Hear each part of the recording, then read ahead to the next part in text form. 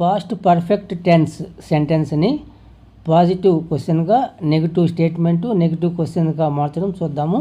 ముందు ఒక positive sentence చూద్దాం. You had done the work. నువ్వు ఆ పని చేసేసావు. ఇది పాజిటివ్ స్టేట్మెంట్. నువ్వు ఆ పని చేసేసావా అని క్వశ్చన్ అడగాలి. సబ్జెక్ట్ తర్వాత ఉండే హ్యాడ్ని సబ్జెక్ట్కి ముందు రాయాలి. Had you done the work? ఆ పని పూర్తి చేసేసావా? ఇది ఎస్ ఆర్ నో ఆన్సర్ ఇచ్చే question. They had completed the project. వాళ్ళు ప్రాజెక్ట్ను పూర్తి చేసేసారు. పూర్తి చేసేసారా అనాలి.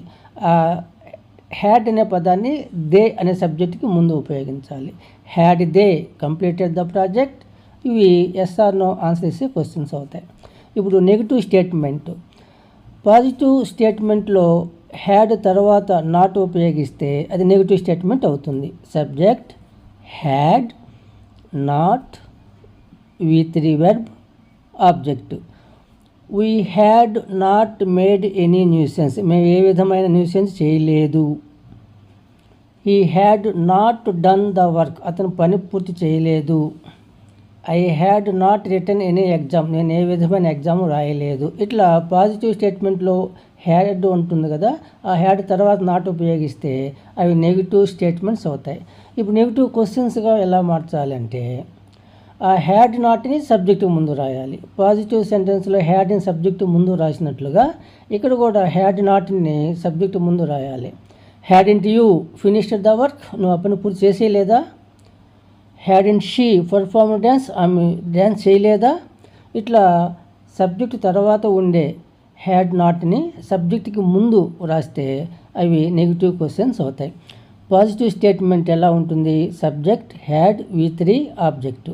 Positive question had, subject, V3 object, question mark. Negative statement subject had, not, V3 object. Negative question had not, subject, V3 object, ఈ question mark. ఒక situation చూద్దాం. నువ్వు బస్ స్టాండ్కి వెళ్ళేటికి బస్సు వెళ్ళిపోయిందా అంటాం. అంటే నువ్వు వెళ్ళేటికి బస్సు వెళ్ళిందా అంటాం. ఈ బస్సు వెళ్ళిందా అనేది పాస్ట్ పర్ఫెక్ట్లో క్వశ్చన్.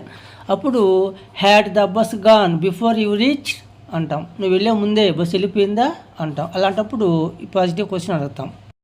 నువ్వు థియేటర్కి వెళ్ళే సమయానికి సినిమా బిగిన్ అయిపోలేదా అంటాం. అంటే నెగిటివ్ క్వశ్చన్ అన్నమాట. నువ్వు వెళ్ళేటప్పటికే సినిమా బిగిన్ కాలేదా?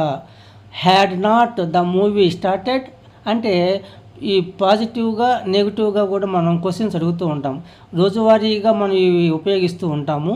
కాకపోతే ఇది పలానా టెన్స్ ఈ విధంగా ఉంటుంది అని తెలియదు. ఇట్లా గ్రామర్ ద్వారా తెలుసుకున్నప్పుడు మనకి ఒక క్లారిటీ వస్తుంది.